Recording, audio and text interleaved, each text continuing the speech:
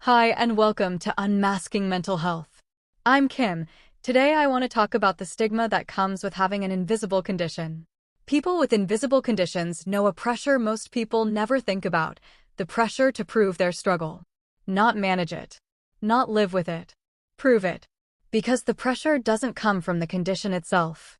It comes from the people around them, the ones who only believe pain when they can see it. People with invisible conditions spend more time proving their struggle than living with it.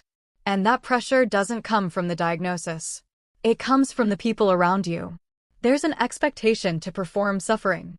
If you're not limping, shaking, crying, or visibly falling apart, you must be fine. You must be exaggerating. You must be dramatic.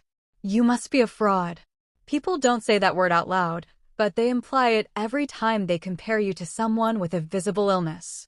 At least you're not in a wheelchair. At least you can walk. At least you look healthy. As if pain only counts when it's on display. As if suffering only matters when it's easy for them to see. And here's something people with invisible conditions know all too well. When someone asks, "So, how was your day?" you don't answer like everyone else.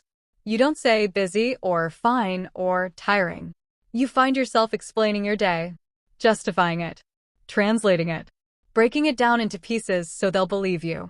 Because you already know they won't understand the struggle unless you package it neatly. And here's the double standard. People with visible illnesses are never asked to do this. No one asks them to list symptoms. No one demands a breakdown of every hour. No one expects a performance review of their pain. But if your condition is invisible, suddenly you're giving a full report just to prove you're not lazy, dramatic, or making excuses. You're not describing your day. You're defending it. Here's the reality. Most people with invisible conditions have learned to function through pain. Not because they're fine, but because they've had to.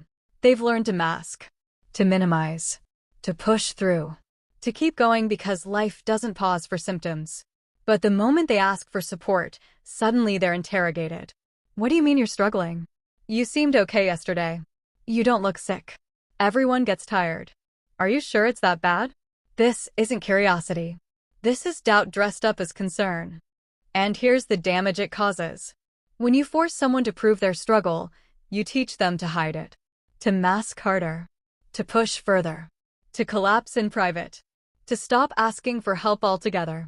You teach them that their pain only counts if it's dramatic enough to make you uncomfortable. And the worst part is that people start believing the mask you force them to wear. They become too functional to be taken seriously, too quiet to be believed.